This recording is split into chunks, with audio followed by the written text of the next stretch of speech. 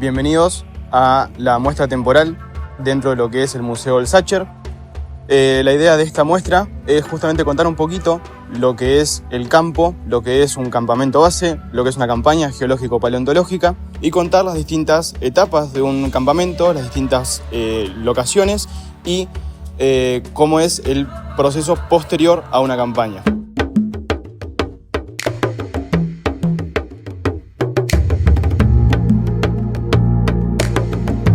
Bueno, como una primera instancia vamos a contar un poquito lo que es el campamento, lo que es la carpa más grande y algunas de las herramientas que se utilizan en el campo.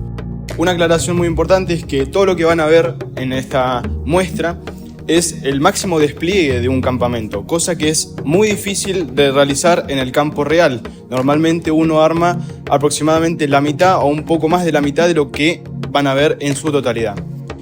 En una primera instancia tenemos un carpón. El carpón, en realidad, acá solamente tenemos representado uno solo, pero suelen ser más de uno, por ejemplo 3, donde la finalidad es establecer en uno de esos carpones, como vemos acá, un pseudo laboratorio temporal donde se presentan ciertas instrumentales para el análisis de muestras paleontológicas y geológicas, como pueden ser lupas, camas de arena en pequeño tamaño y, por supuesto, una zona de este carpón con la parte más de consulta bibliográfica y de toma de datos o de utilización de computadoras en el caso que sea necesario. Por otro lado, los otros dos carpones gigantes suelen estar acondicionados para lo que es el estar y la comodidad de las personas en el campo, le hace un comedor-cocina o también una especie de depósito para materiales que no se puedan, al ser alterados con las condiciones climáticas, por ejemplo, que no se puedan humedecer o mojar. Un ejemplo muy concreto es el yeso que tenemos acá presente. El yeso es un elemento que no se puede mojar, por eso este tipo de materiales estarían en ese carpón de depósito.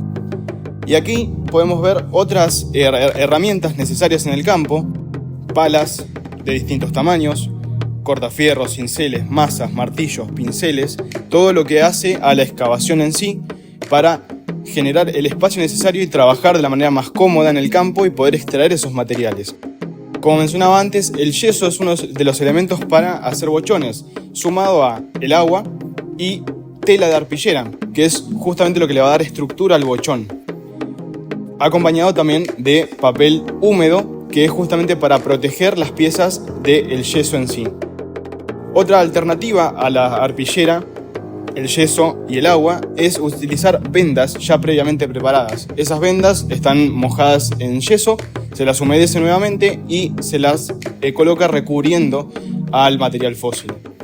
También, por supuesto, se utilizan distintos tipos de pinceles para la limpieza y las bolsas de tipo Ziploc con una finalidad de extraer ciertos materiales que no puedan sufrir ninguna especie de rotura o fractura durante el transporte. Una vez que se abre la excavación y se extrae ese material, se realiza el bochón. Normalmente se lo acondiciona con alguna estructura más firme, más rígida para darle estabilidad a ese bochón, por ejemplo, con alguna estructura de madera.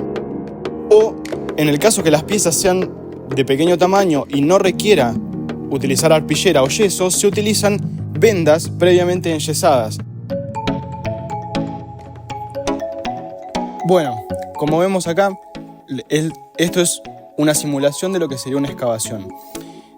La idea justamente de representar esto es ver cómo podríamos encontrar los materiales en el campo, semienterrados. Si bien esto es una representación muy esquemática, porque además hay numerosas variaciones por el tipo de roca o el tipo de ambiente en el cual uno va a trabajar.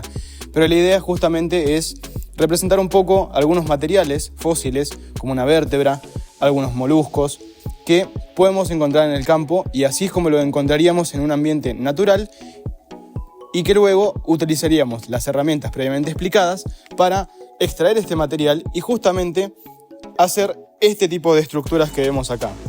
Estos son los bochones que mencionaba anteriormente, hechos fundamentalmente por yeso, arpillera, agua y vendas de papel. Acá lo que vemos es justamente un bochón de gran tamaño. Normalmente pueden ser más pequeños para una mayor facilidad en el transporte, que también depende del material fósil que estemos extrayendo. En este caso estamos viendo la cola de un dinosaurio, Normalmente estos animales son de gran tamaño, por eso los bochones son de mayor tamaño. La idea justamente del bochón es para recubrir en su mayoría la estructura y poder transportarlo de manera correcta y preservando la pieza de la mejor manera posible. Acá vemos el bochón ya cortado, ya abierto a la mitad, pero naturalmente se los encuentra de esta forma, o los generamos de esta forma, tapados tanto en su base como en su techo, para asegurar la mayor compactación de la pieza para su transporte de manera segura.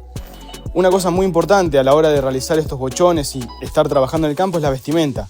Como por ejemplo vemos acá, normalmente una persona que va al campo tiene que ir con ciertos recaudos por las condiciones climáticas. Gorra por una cuestión de insolación, de igual manera que camisas de manga larga, al igual que indumentaria como pantalones propios para el campo, que sean antidesgarro principalmente y que proteja sumamente del sol, lo cual es una condición que, por ejemplo, en Patagonia es una condición bastante crítica.